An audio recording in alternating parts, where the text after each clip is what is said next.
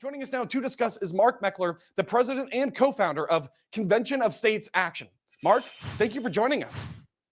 Great to be with you. So I'd just like to ask you that simple question. Who do you think is really running the country right now? Well, I think it's a cabal of individuals surrounding Joe Biden. Joe Biden hasn't been running the country for a very long time. I don't believe he's aware even of what's going on. So I think the individuals that are making any decisions around the United States government are people who've been in government for a while, probably going all the way back to the Obama administration, and they're essentially running a presidency in absentia.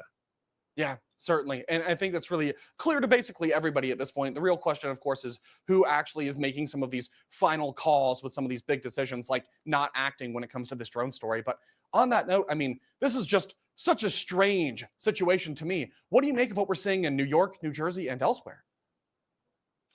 Yeah, I mean, I think likely it's just individuals with drones up there and copycats. Once something like this starts, there tend to be copycats all over the country. That's a normal process. And there are literally tens of thousands of drones all over the country that people can now legally fly at night. My concern is the federal government will use it as a pretext for expanding their authority over the behavior of ordinary Americans. Yes, certainly. I think that's exactly what they're trying to do with a new bill that's been proposed, I suppose, in Congress that's still being debated. And on that note as well, because I mean, January 20th is just around the corner. It couldn't come any sooner, of course. And a lot of Americans are just wondering, I mean, what is Biden's true legacy? How do we even get here with Joe Biden? And really, how can we start to undo the damage that's been done by his administration? I want to ask you about that. What do you think?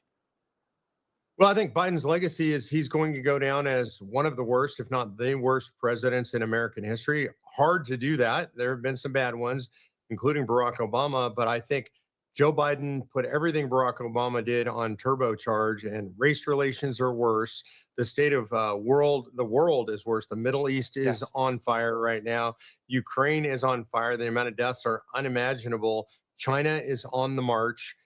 So the world is bad. The U.S. economy has experienced record inflation. Average people are hurting. All of this stuff on Joe Biden's watch, or I should actually say on Joe Biden's lack of watch. Certainly. I think one of the messages that really stuck with me in this election cycle from President-elect Trump is the idea that this is a nation in decline. And really, I would argue for all of the West, a civilization in decline. But just focusing on America, I mean, clearly things are not going in a good direction right now. And a lot of people are just wondering, where do we even begin? And of course, can we even really pick up the pieces and get this country back on the right track at all? So I want to ask you, I mean, what do you think needs to be done? Yeah, I'm very hopeful that we can get it back on the right track. And the reason is that the wealth of America is found in its people. America still has the greatest people on earth. The idea of America is the greatest idea for governance ever imagined by mankind. And so I think when you begin to free up the power of the American economy, when you reduce regulation, when you get government out of the way, as Ronald Reagan said, government isn't the solution to our problems, it is the problem. I think the American people will rise to the occasion, and I think we're going to see extraordinary things to come for our country.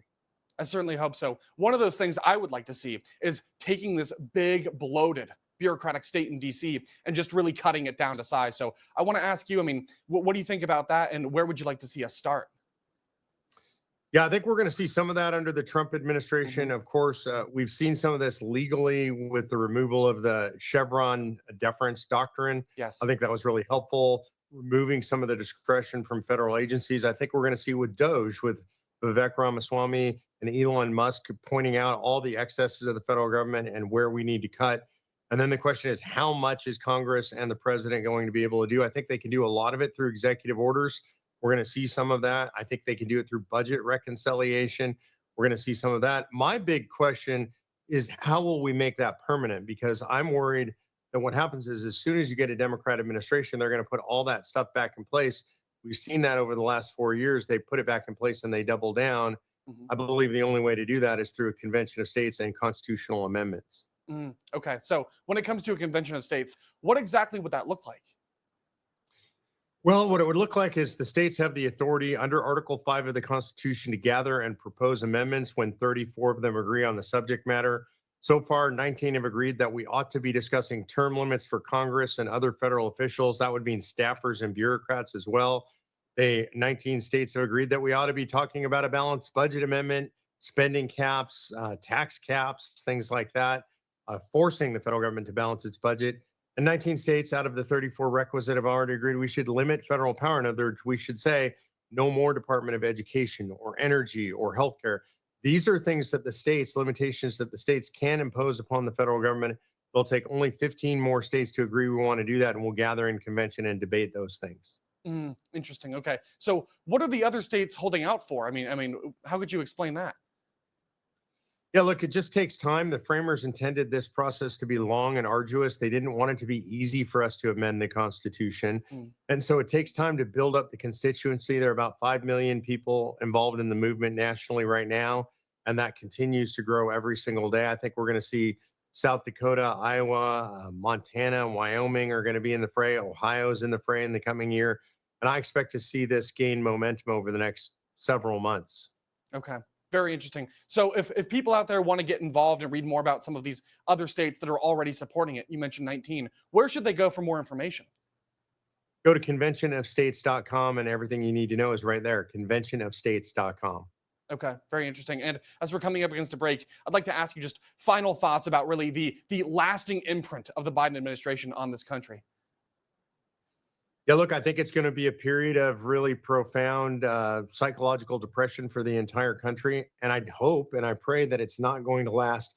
I think people look towards hope more than they do towards depression. I think we're going to see Donald Trump and his administration lift us out of this, and it'll be just a footnote in American history. Oh, I certainly hope that you're right about that. So I guess we'll have to see, but I think we have brighter days ahead. Absolutely. So as always, Mark, thank you for stopping by today. I appreciate it.